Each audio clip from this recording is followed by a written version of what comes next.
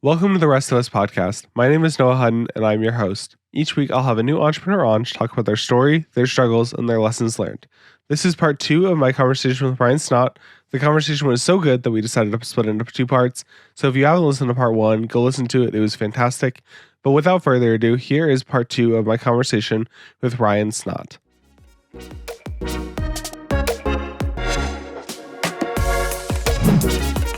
All right, welcome back to the Rest of Us podcast. We are here again with Ryan Snaadt.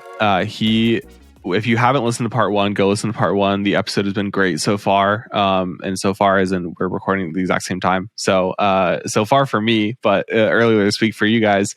And I'm really excited to talk to Ryan again about how he has grown his business to where it is now, and some of the things and challenges that he has, overcome, and also the things that he tells other, creative entrepreneurs and how they should grow their business. So we're kind of at a point where you just quit your job, or left your job at least, and you decided to go full-time with the media group. So kind of talk about where that picked up and what kind of the growth trajectory has looked like after that. Sure. Yeah. So once I decided to kind of go full-time with the business, I will say, like I'd mentioned in the last episode, I had 6 months of expenses saved as some runway, which was helpful just in case things went sour. So for me, the really big things that helped me get that security in that first year was I had 2 retainer clients that I had that were paying me monthly for a 12-month agreement. So one was a client that I was helping him build an online course and a YouTube channel from scratch. So we're doing content every month. Another was a yoga studio here locally that I was shooting. I think there was like 120 videos in a year that we had done. And we were batch shooting a ton of them, YouTube content, blog content, sales, ads, all the different stuff. So between those 2, if I had no other projects, I could survive on those 2 per month, which was nice. The other really big thing was I tried to limit my overhead extremely for that first year just to get a good kind of feel for how things were going to lay. So that's, doing free software, that's doing discounted annual pay on memberships and stuff like that. It's trying to just limit access to a lawyer, CPA, or people that are billed hourly, like just trying to really just lay low, office from my home, don't have any extra overhead expenses, and just trying to manage it lower that way. So once that first year was done, things did really well. They had a really good year. And I was like, okay, this is like, I had projections for the year, and I had a goal that I had set and then a stretch goal. And I had hit my minimum goal that I wanted to, and was trying to reach that stretch goal. And I missed the stretch goal by about $20,000, but had a pretty good year. And that was kind of a good baseline for me to be like, okay, now I can do more things, because I was operating on anywhere from a 10 to 15% expense ratio on my projects. So say for easy math, like a project's $10,000, I would put a limit on my project that I would spend no more than $1,500 to get that project to fruition. So if I had to hire an editor, a second shooter, whoever, other things, if I had to buy a royalty-free track or whatever it was, like I had to try to keep my expenses as low as I could per project. So that was a good way that I kind of did that to kind of expand the business that way. Go ahead. Yeah, I was going to say, I love the idea of expenses, because those expenses can, come up really, really fast, whether it's renting another lens or a camera body or just food and per diem kind of costs and all that kind of stuff is, it can, creep up on you if you're not really tracking it and expecting it. One thing I did want to ask you about the retainer client, this is something I'm interested in because I'm also kind of building out retainer contracts with different clients, is when you got those 12-month retainer contracts, did you go to them and say like, hey, I need a minimum of 12 months committed, or did you kind of say, let's do 3 months and then that turns into 6 months and that turns into 6 months? How did you kind of structure those deals in the beginning?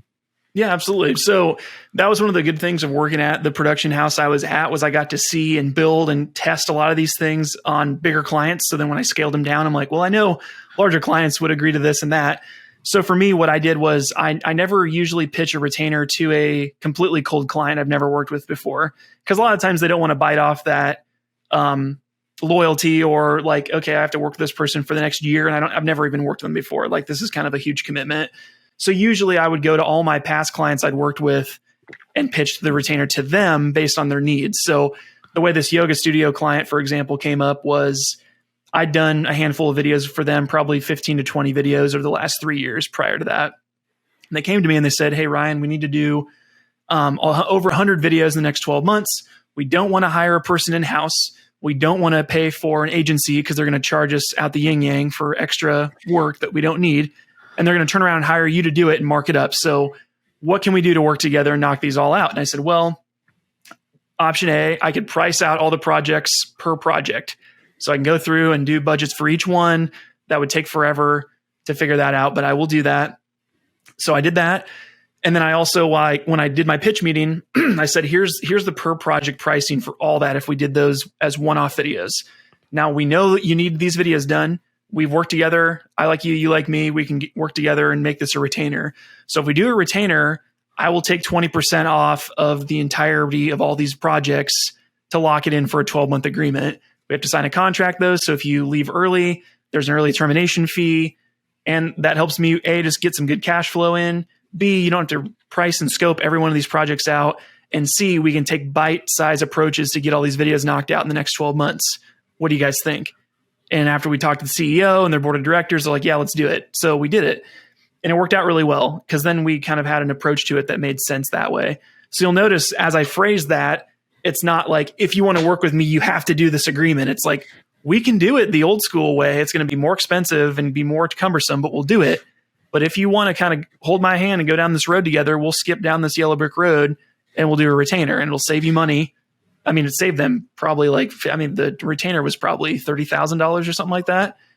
So it saved them about 10 grand over the course of the year by just doing, the retainer agreement with me. So that was really the turning point. Because once I sold one and it was really hard to sell that one, then the other ones that I've done since then have been really simple because it's like, okay, well, if you want the discount for that, we'll do a retainer. If you don't want to do that, you don't trust me yet, that's fine.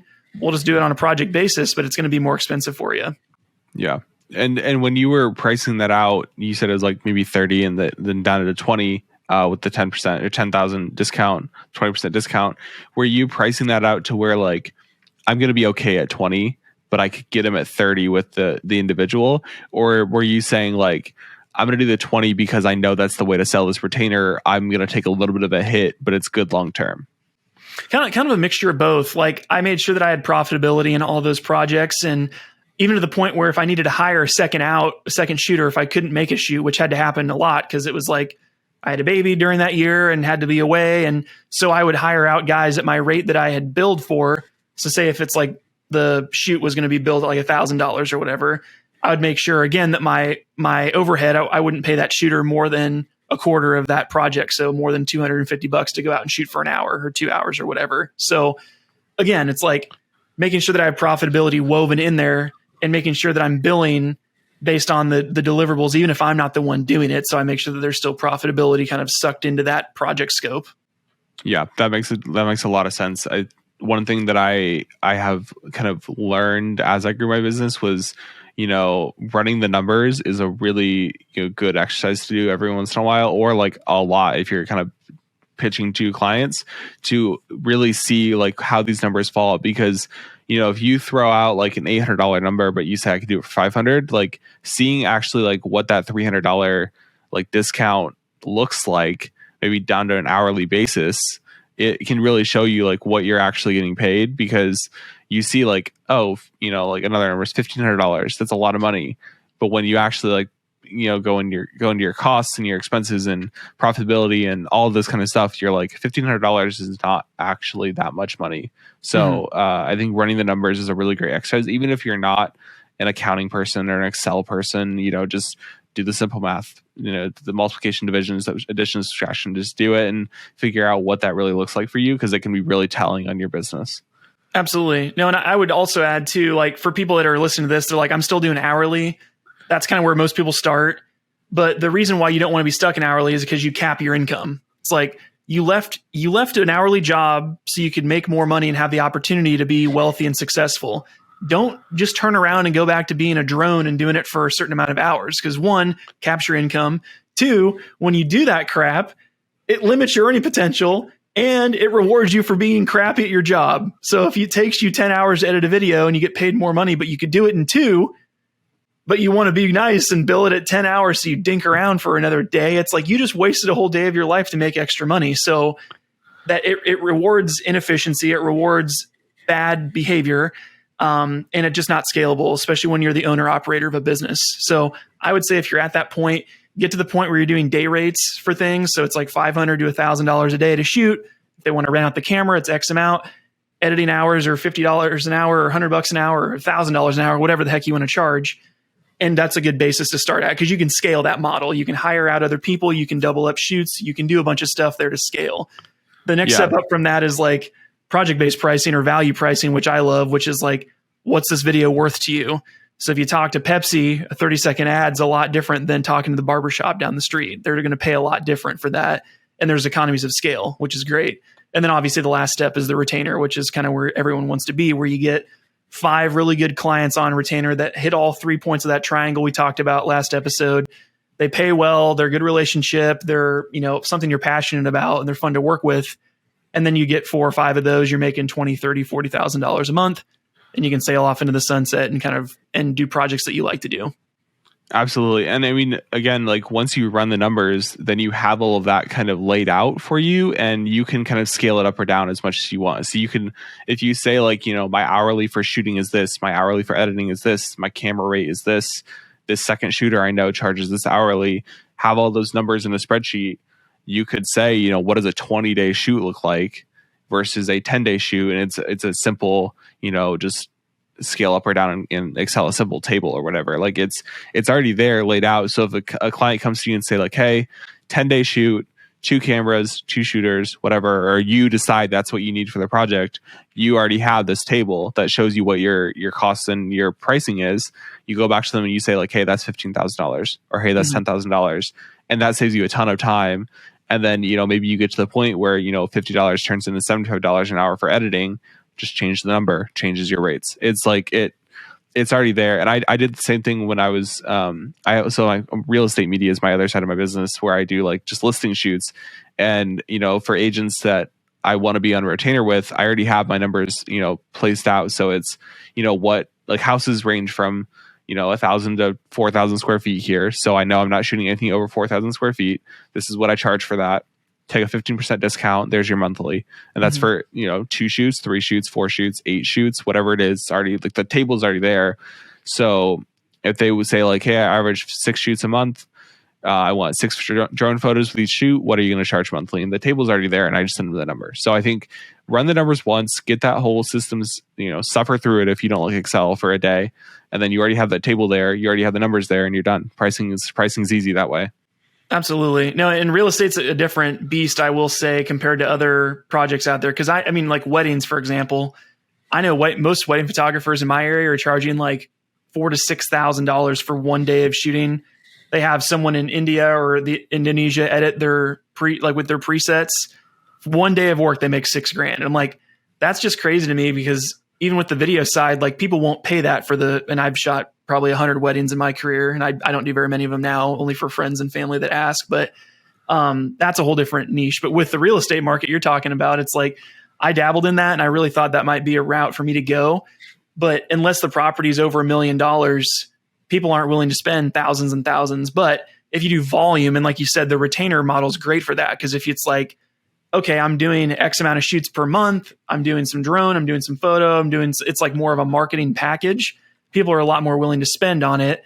Not to mention if you're their go-to guy, you might not get a $1 million project in one off, but it's like just little cuts here and there. You're getting $200, $500, $1,000 per shoot, and you just keep chipping. And then that helps fill in your calendar, which is also a great strategy.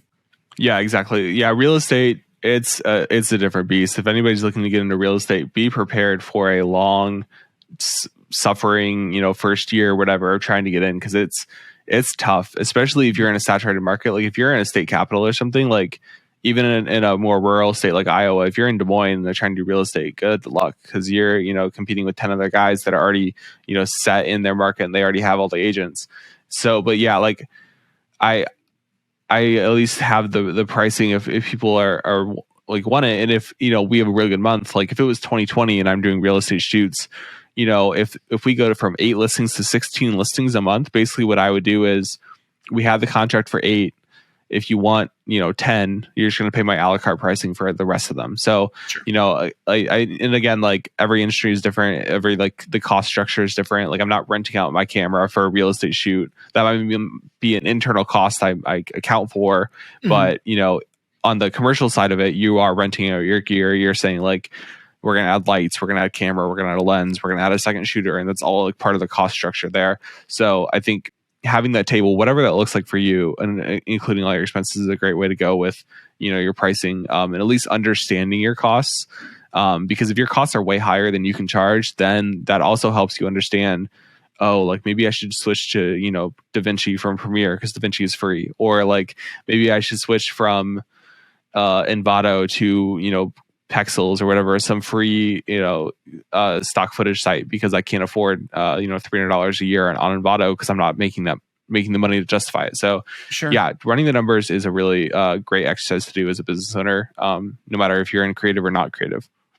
Totally agree. Yeah, I think everyone needs to look internally for some of those things just to figure out what makes sense. What is there enough margin? Are people willing to pay for it? And are other people in this industry? If there's no one in that industry that's doing video, there might be a reason for that. You could be the first person, but there might be a reason for it. So yeah, definitely. So let's kind of continue on. I kind of cut you off at where I don't actually remember where we stopped. It was your first year or so, like out of your business, I think. Yeah, I think last time we were talking about kind of the social media side, Facebook group, YouTube, that type of thing. So I know when we had first talked, I kind of the first thing I ever did was the YouTube channel, right? So people always, because I have like 15,000 subscribers, 25,000 to 30,000 views a month on my channel. I don't have like a massive channel, but it drives a lot of revenue for my business, which is kind of ironic. So we can talk about that. But so I started on YouTube. That was my first, like I said, first videos I ever made were with my GoPro, put out my travel videos. And then kind of how I got my start on YouTube was I had my GoPro and I was making fitness videos. So I was doing like workout videos of myself, diet videos, what I was eating in college, what I was working out and doing, because I was really into health and fitness, and I still am. So I was doing that for a full year, and I dedicated myself. I'm like, okay, weekly uploads for a full year, 52 uploads. When I'm a super popular social media influencer, I won't have to work. It'll be great. So after all those videos, I got like 40 to 30 views ish on a video each time. Had 45 subscribers by the end of the year. And I was like, God, this was such a waste of time. Like I'm giving up. So I kind of put YouTube on the back burner, went to go work at the agency. And then in that time, I learned a ton about YouTube SEO, marketing, how the platform works, how people find people on the platform. And that's when I kind of repositioned my whole channel to be geared towards helping videographers with business, which is what we're talking about today. And it's not something that I'm some business guru, but a lot of creatives just don't talk about this stuff. They don't talk about pricing, marketing, how to get your LLC set up, like all the stuff like that. So that's when I started doing videos, and I learned about YouTube SEO. And that's kind of my first thing. Was my first video I did with this knowledge was how it got me hooked to it. So I found out that you can YouTube keyword search for things, and I looked up GoPro photography was my first video I did. So I made a video all about GoPro photography, did the ranking, the titling, the thumbnails, all the stuff. That video still to this day has the most views on my channel. It's like 300,000 views, I think. Oh, wow. Yeah. So I got a ton of views on it. It ranked for things. I got picked up on some blogs. The worst thing about the video was I had no call to action. There was nothing to sell, no like, hey, even subscribe, nothing. It was just like end of the video. Such a wasted opportunity. I had 300,000 people, captive audience watching my video.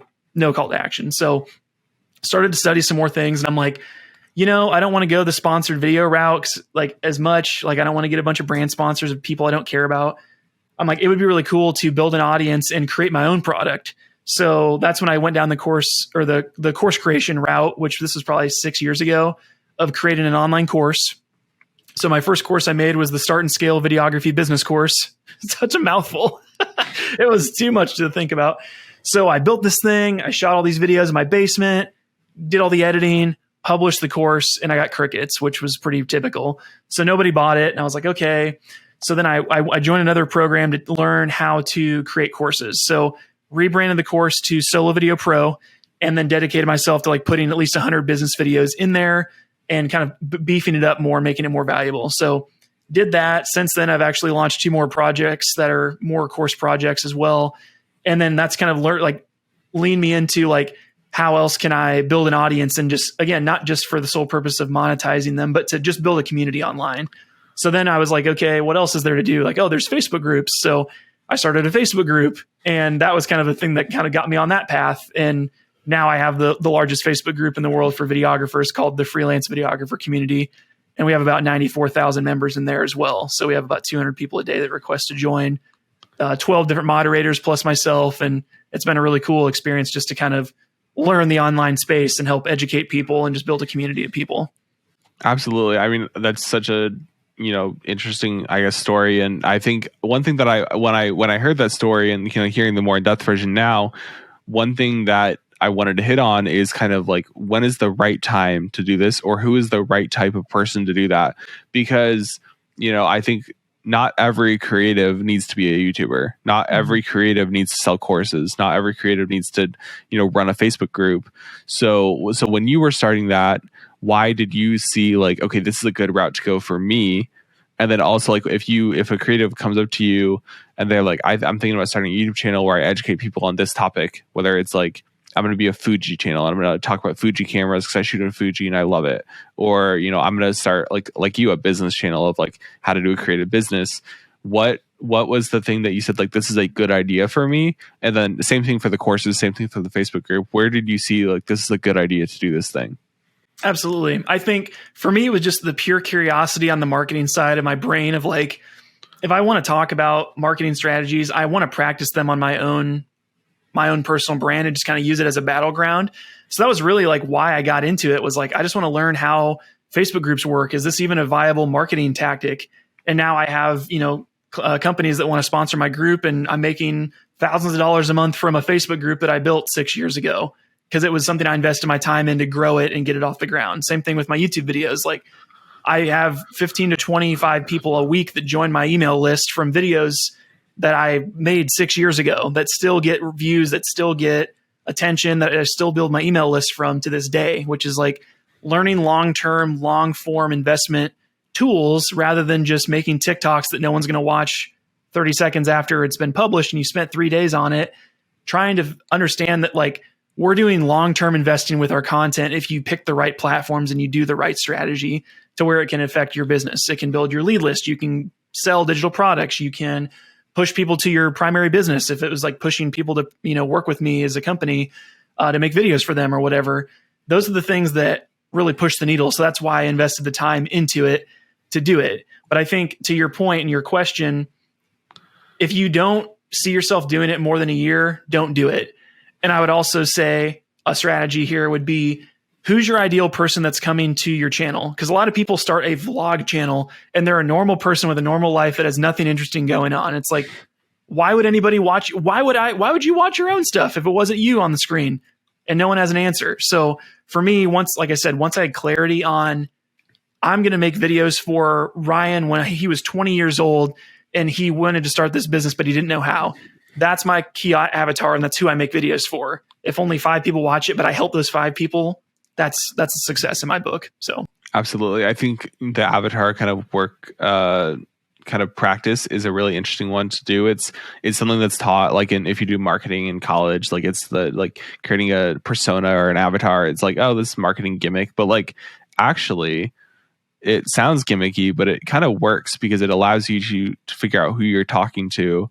Mm-hmm. Like for this podcast, I'm specifically talking to young entrepreneurs because I am a young entrepreneur and I don't see myself in other podcasts. Like I don't see the 23-year-old who's still grinding on, podcasts. I see Chamath Palihapitiya, who's like a venture billionaire that like is talking about, Silicon Valley Bank and all this kind of stuff that like, I love listening to those podcasts. I love learning from them. They are obviously very wealthy because they are very smart and did a lot of smart things, but they don't understand the 23-year-old that just got out of college post-pandemic who is having a hard time getting a job and wants to do something creative. Like that's just, sure. I don't see that. So I think if you see a need or if you want to do something, like figure out who you're talking to and figure out like where the audience is. If you're a beauty influencer and you want to talk to a certain type of person in certain type of makeup or something, like figure out where that audience is, or like figure out how to communicate to that audience and the persona, like exercise. There's a million YouTube videos on it and stuff like that, resources that you can do. Like it's a really good way to start and figure out at least like a starting point for how you're going to market your content or your business or your whatever you're doing. 1000%. I think the big thing too, like a lot of people, if you're listening to this and you're like, I want to start a podcast, I want to start a YouTube channel, I should start a Facebook group. Why would anybody join it? Why would anybody care? And that's the real question you need to ask yourself is like, why am I doing this? If it's for monetary gain, forget about it. Like if I started a YouTube channel solely to make money, I would have fell off so fast. But it's like the whole goal and the passion for me was like, if this can help build a community of people that want to learn, that's super helpful. And I think for me too, is like, I kept feeling like I was alone in this whole thing because everyone on YouTube is like coffee sipping, beanie wearing dude, like Peter McKinnon. Like there's so many people that try to be Peter McKinnon that it's like their whole personality is coffee and cameras. That's not me. I don't drink coffee. I'm not a gearhead. I'm into business and marketing, and I happen to do my business with a camera as a service, but I nerd out about the business stuff. So like I knew that I was different in that way, and that was how I was going to stand out with my channel. And then in terms of growth mode, it's like you can only make so many how-to videos. So for me in the future, like I just want to document more of my entrepreneurial journey so I can inspire other people, hold myself accountable with goals videos, and kind of like, again, just like do what I'm doing and document it, and not necessarily like solely do things for content. Cause I think that's when people get in a huge hole as well, is like, I'm going to do this solely because I want to record it on video. It's like, just live your life and document what you're doing and see if you can help other people that way. Absolutely. And like you said about how you nerd out on business more than the creative, I totally agree. Like I don't ever see myself giving up shooting because I still love, going out and shooting. But I could definitely see myself, building a company where I have editors and I have a couple of like shooters and associate producers or whatever. But then I'm the face of the company who is going to the client meetings, doing the pitches, doing the business development and networking because I love the business side of it. But I know there's a ton of people that are better editors than me, or better shooters than me, or better, producers than I am, or directors than I am. So, there's those parts of the business where maybe you have to do it all at once in the start, and just how it is. But in the future, once you get to a point where you can hire out or contract out, figure out what you really love in the business, and then that is what you focus on, and then the other stuff, you find something better to do that because you can't be the 100% at every single thing you're doing in the business. Absolutely. No, and there's a book. I can't remember the title of it. I'm sure I'll remember when we're done with this podcast, but it's basically identifying that in a business, there's usually like a technician and then like an entrepreneur. So it's like a lot of people, if you are super into cameras and you want to build a business, it's like people, they just want to be like super highly paid to be the technician, to show up on set, record, be a Hollywood DP, whatever that fill in the blank dream job is, but they want to be in the weeds doing it. Where I'm kind of different, where I'm the technician now, but my growth plan for my business is to hire out shooters and editors to the point where I'm not involved in the actual production, because there's better people than me out there that can do it. I can train them on customer service and how I do things on set and little things here and there, but like getting a pretty shot, there's plenty of people out there that really love doing that. I find myself being like definitely more the project manager, sales, producer side of it, client management, that type of stuff. That's my background that I was from in the agency world. So that's kind of where I fit more naturally. And there's like 5 roles in my business that by the time that I get those 5 filled, I could just hire an operator to run the business and I could step away and do other things. I could finish the book that I'm writing for marketers. I could continue to do YouTube videos. I could do my podcast that I want to start, a bunch of different stuff like that to help put out more content, because I love creating content, helping people, and I love building businesses. So if I can just focus on those key things, then I could hire out the rest of it, including the production of the videos. And I'm okay with that. Absolutely. So that book you were talking about, I know what it is. I don't know the name, and I'll like put it on the screen. And I'll also have it linked in the description of the podcast, because we talked about it in the second episode of this podcast with Jacob Banner. So it'll be in there. I don't remember the name, but I know exactly what you're talking about. And it's so true that like, we're not like, there are people that want to do everything and they can do everything all at once, but they don't love everything. Or like, I don't love every aspect of my business. And so I need to outsource that at some point. And I'm definitely getting there, but I also can't afford it. So I need to figure out like, how to get to the point where I can outsource effectively, because I want to focus on other areas of my business. Well, and absolutely. In terms of like driving revenue, though, that's big. So for me, like good example in my business, I had such a bad experience with trying to do my own taxes when I first started out. So I formulated an LLC, hired a CPA firm, and that's been really helpful for me because I can completely hand off my bookkeeping, my accounting, my tax prep, all the stuff that kept me up at night in the month of March. Now I sleep pretty decently. Actually, I lose sleep over other stuff now, but that's been a good thing to offload. For me also is like podcast editing. So I do ongoing podcasts for other clients, and I've hired all that editing out because it's very repetitive. I can train somebody in a quick Loom video on how I do it, and they can literally follow my exact process, and I can pay them very little if they're out of country or whatnot to do that. And my clients don't even know it's not me, and I get all that time back in my business. So it's like, those are two really good examples. Another one is like if a client reaches out about a shoot that I can't do because I'm double booked or I have another agreement, I almost never turn away projects. I'll just hire out another shooter to shoot it, and I'll figure out the editing later. So a lot of that happens too. It's like if a client comes to me with a decent project and a decent budget, I don't want to turn them away. I don't want to send them to one of my competitors and then never see them again. It's like, I would rather have that in-house and just hire the shooter out to do, even if I take less profit on that project where my original is 25% expense ratio. For something with a double shoot, I'll do a 50% expense ratio. If like they're wanting to do $4,000 project, I'll pay the shooter like in the editor and everything up to $2,000.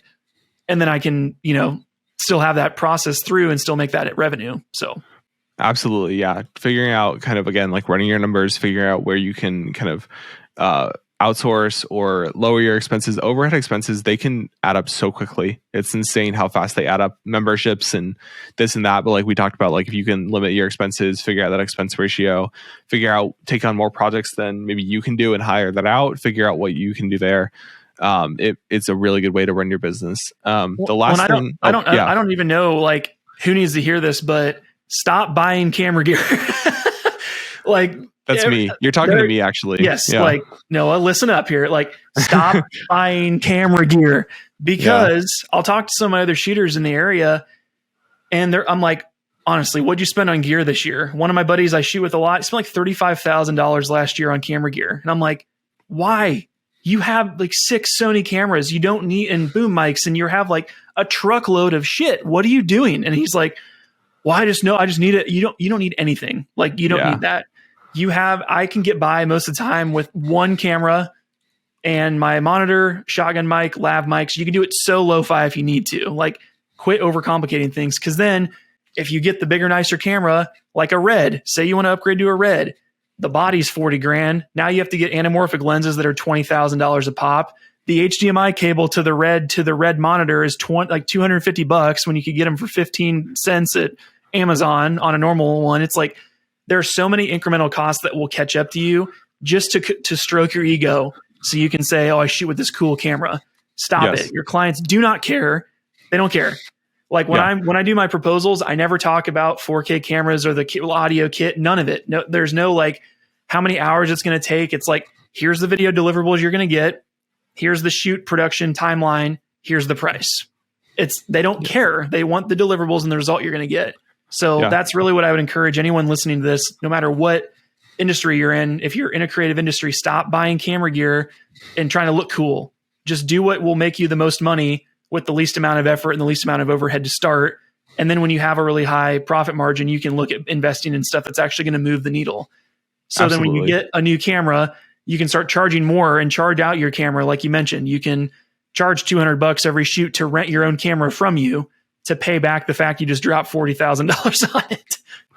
Yeah. Oh, 100%. And also like kind of go along with that, you don't need the biggest version of everything. Like I bought the Zhiyun Crane 3S, which is their biggest gimbal, and it's also their heaviest gimbal. And I was like, I'm going to invest the money now, get the biggest one that's going to have the highest weight ratio, and I can, just use it when I upgrade to an FX3 or whatever camera I have. I am selling that gimbal and getting a smaller one because it's way too heavy and I barely use it. Mm-hmm. I would much rather have an RS3 or a Zhiyun Weeble like 3 or whatever, like a smaller one that's lighter, easier to transport. Because like if I want to take that gimbal to, if I want to fly with that gimbal, that's another checked bag just for the gimbal. So like you don't need the biggest thing. You don't need the best thing. You need whatever makes sense for you now. And there are some things where I'd say invest in lenses, or invest in, like I'm getting a new computer because like I'm going to keep it for 5 years or 3 years. And it's going to help me a lot when my computer is like struggling on Premiere and like my multicam sequences. Like there are certain things where it does make sense to invest, but other things you're going to want the newer thing next year. So don't spend the money this time. Like it's just, yeah. So you are talking to me. I buy camera gear way too much. I've definitely like committed to stopping unless I very much need it. Like there was a shoot the other day where like I had an audio issue. So I bought a second recorder just to have a backup just in case. In those situations, I think it makes a little bit of sense to like, maybe, okay, you do need it. And if you need it, you need it. But you don't need 6 cameras. You don't need, 6 lav mics. You don't need all those things unless you're doing a 6-person shoot or whatever. Like you don't need it. So don't do it. Don't buy it. It doesn't make sense business-wise. You don't need it. You'll need it eventually, but you don't need it now.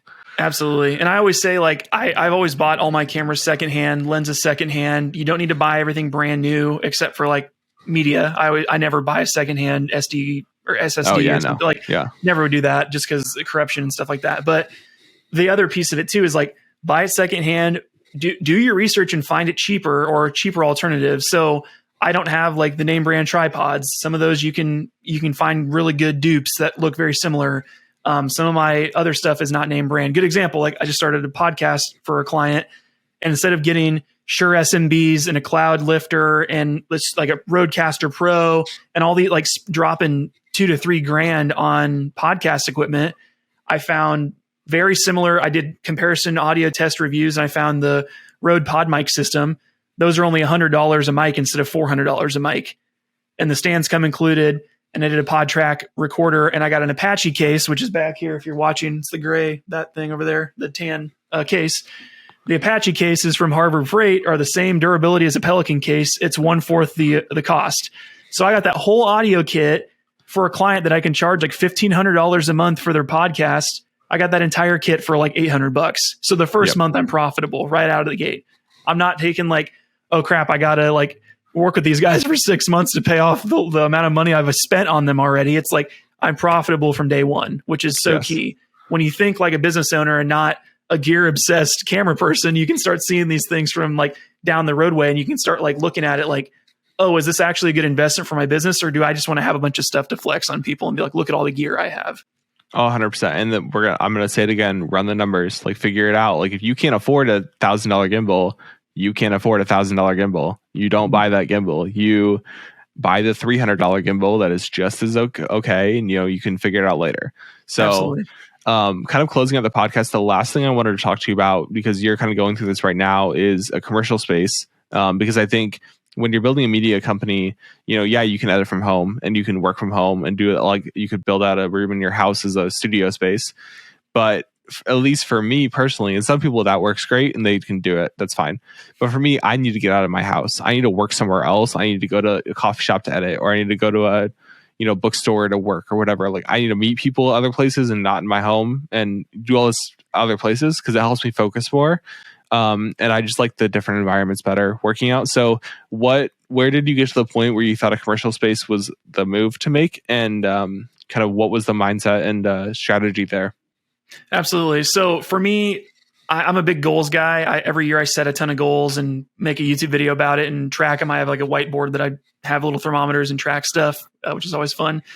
And I realized like in years past, I had like 10 goals, and I'm like, there is no way I'm going to hit all these goals. Something's going to fall off. You can't be 10 things at once. So for me, this year in 2023, I really wanted to just focus on 3 things. So for me, I looked at my business and I'm like, how can I grow it to the point where I'm doing the things that I want to do more?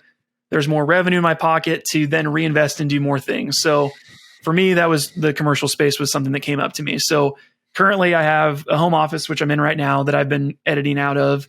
It's been really nice up to this point, but I've gotten to the point where I just want to have like a completely separate place that I can just go. I can create content, and I have to like worry about a crying baby or a napping baby that's a couple rooms over right now, which I'm trying to talk quieter, but might wake him up. I don't have to worry about some of those things, and work doesn't follow me home. It's helpful though here that I have a desktop. I can't just take the laptop downstairs while I'm playing with my son and like get some edits done or answer emails.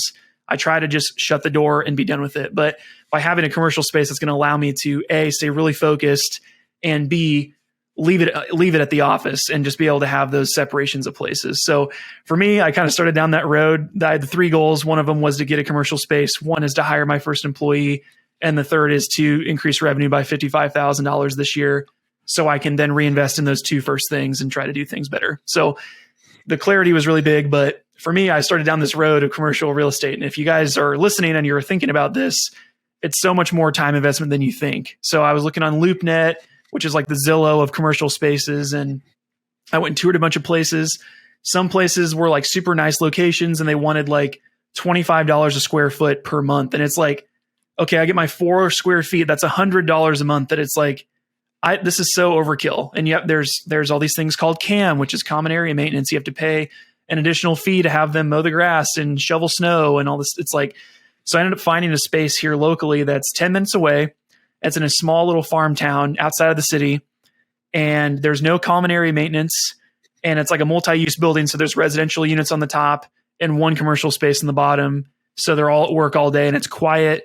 And it was the cheapest one there and it's very minimal involvement. So I ended up going with that one. So my wife and I are currently in build out mode. She's like, she was going to go to school for architecture and design. So she's like completely like gutted the whole thing. She's like, I help when I can, but it's kind of her vision. So I'm letting her kind of run with it, but hopefully going to be in it in the next 2 weeks. Been working on it the last 2 months, but it's been quite the process just to like get in, learn things like what I need, what I don't. And again, similar to the gear situation, I could go with the bright, shiny corner executive office that's like $3,000 a month, but I don't need that at this point in my business. And I need to just get what I need right now, and I can scale up as we go. Absolutely. And so kind of going off of that, when you were looking at what you actually need, where are you buying? Did you get like just a space where it has like maybe an office for you and maybe like 2 rooms for shooting different like sets? Or is it like a full like kind of studio warehousey type space? Sure. So yeah, it would before it was my space, it was a hair salon. So that's what it was there before. So we kind of re-engineered everything, but there's like an open area space with my office, which if we ever do another podcast, I'll have to have you on my show. I'm actually building out a podcast studio in there, which was a huge selling point for me in my business. Cause I'm like, I do these remote podcasts for clients where I go to them every week, set up for an hour, do the 1 hour show, tear it all down, drive away. I wanted to have like a space that clients could just come in, sit down, record, and we leave all the stuff up every week and it's just there. So that was another big selling point to in turn make money from the space, which was also nice. So I've got my main area with the office. I've got kind of a flex commercial backdrop space that I can do videos for, like make YouTube videos, TikToks, whatever, a waiting area. And then I'll also have that podcast room in the back, a gear closet where I can store all my stuff, and then a kitchen and a bathroom. So it's like, it's only 650 square feet. It's not like some industrial warehouse type space. It's more of an office type space. If we had to categorize it as something like that.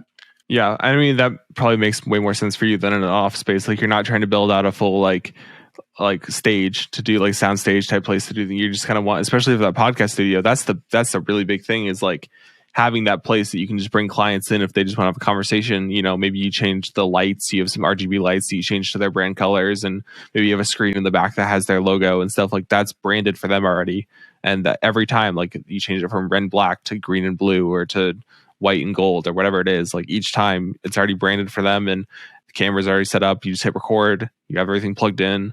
Maybe you have a Mac Mini in there that kind of runs as your studio space. Like it's just already like set, which I love. And that is one of my goals in the next year or two is get that same space, because like it's just so nice to be so flexible, but also just have everything like set up and done. Like you don't touch it again. Absolutely. And there's space to grow. I mean, I was looking at something bigger, like I was thinking 1,000 square feet or 1,500. It's just too much to pay for right now that I just can't afford or justify the cost of being like, that's like $2,500 or $3,000 off the top, no matter what, every month. If I need to take a vacation or something comes up, like I got to go make $3,000 just to pay for my dang rent every month. It's like, that's not worth it. Yeah. I also looked at investing, like actually purchasing a space, because I would want to make it more of an investment.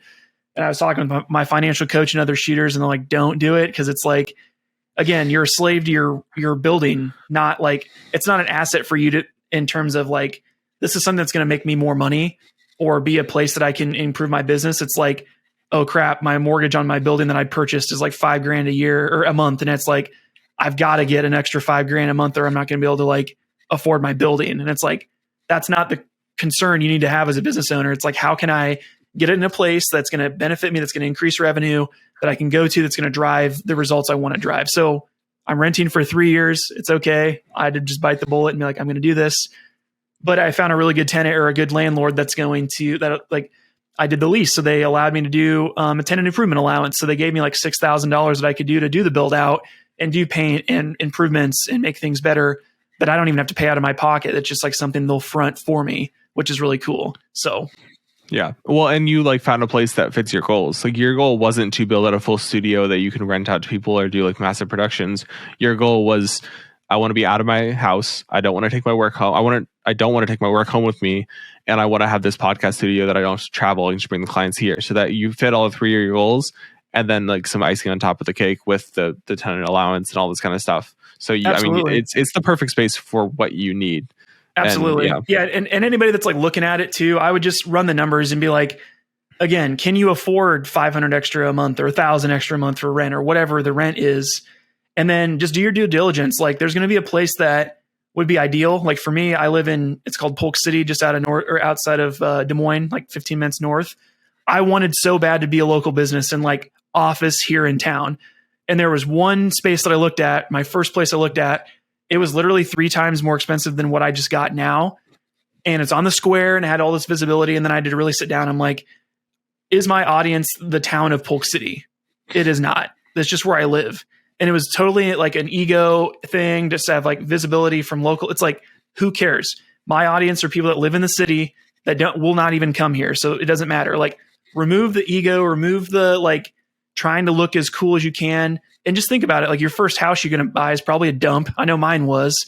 The first car you have is really crappy. Just got to get you from A to B. Like quit trying to justify getting a Lamborghini for your first car when you're 16, when you can't afford it. Like that's literally what people are doing with the commercial space. And I had to really eat a slice of humble pie and tell myself that so I could make the best decision for me. Absolutely. I think, you know, it all comes around to like the gearhead kind of mentality of like, we want to have the nicest stuff. Like we want to have the Benro tripods and we want to have the, you know, FX3 cameras and the, you know, Sony branded lenses, the G Master lenses and all this kind of stuff. But if you just need a little office space, like just get the office space. You don't need a big like studio. And then maybe like you do build out your studio because you want to rent it out to people or do bigger productions, or like you're renting out other studio spaces. So it makes sense to just have your own. That's what, there's a filmmaker in my local town. He just built like a huge space. It's like the nicest studio I've ever been in. It's amazing. I've talked about it in here before. I love it. I've shot in it before. It's amazing. And like it made more sense for him to have this because A, he was growing his company, and B, like he's going to all these other locations and maybe renting them out, or like if people are like community partners are letting him use it, why not just have it all in house and just have the cameras sitting there, and like he has them on tripods. They don't really move. They're on wheels, but they don't move. Like it makes sense to have that space. But for you, it didn't. So you got the space that made sense for you. Absolutely. And I think just the other closing piece on this too is I was really looking at the renting out the podcast studio as a revenue generator for me. And that, like I said, that first place I looked at on the square that had like everything nice, it was like triple the price, but it would be a plug and play. There was a really good opportunity to turn that into like a just sellable thing where there's like a code on the door, there's cameras, and they only can get into this one room, use the room and leave. So there was a point there, but then again, it's like now I'm running like an event space where I have to be there whenever they want to record. And if they want to record Saturday night, 7 to 9 p.m., I got to be there and I got to sacrifice that time with my family for a couple $100 for a rental fee. But with my new space that I did confirm on, again, it's like an inexpensive space. It's the cheapest one I could find. There's no cam. There's all these things that other places were trying to charge me. They don't have it.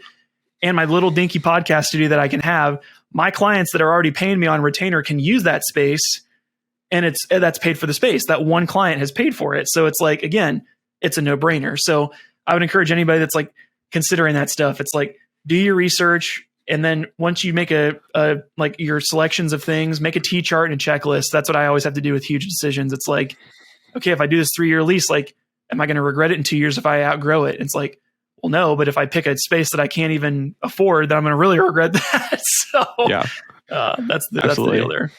I mean, we've talked for so long. We basically made a whole second episode with this part 2. But I mean, I've enjoyed this immensely. Thank you so much for coming on the podcast. It's so much value to the listeners and to me personally. If people want to find your business, find you online, where can they find you? Sure, yeah. So really active on LinkedIn with more business stuff. So just feel free to look at my name. It's Ryan Snaadt. And then I'll also share with you guys, if you are interested in my course, I'll have to set Noah up with an affiliate code and a discount that they can access that stuff. So transitioning all of my course programs over to my new website. So it'll be solovideopro.com, which it should be live now once this is up here. So we'll send you over a special link that'll give these guys a discount if they're wanting to check that out. So. Absolutely. I will. There's going to be so many links in the description because we talked about so much, but the link to the book, the link to the course, the link to your LinkedIn and your website, and everything like that will all be in the description or the show notes. Please check Ryan out. He has so much value and so much great information. So thank you again for coming on the podcast. We will see you next time on the Rest of Us podcast. Take care. Thank you for listening to this episode of the Rest of Us podcast. If you enjoyed the episode, please consider leaving a rating or review on the podcasting platform of your choice. It really helps me see that you are enjoying the episode and also helps other people see the podcast. Also, please consider giving a follow on social media. All the links will be in the show notes down below. Also, in the show notes, there is a link to the Rest of Us newsletter. This is a platform where I'll send out different takeaways from the episode, resources that were mentioned in the episode, and also notifications about new episodes. So make sure you click the link to subscribe there. So episodes are released weekly, and I will see you then on the next episode of the Rest of Us podcast.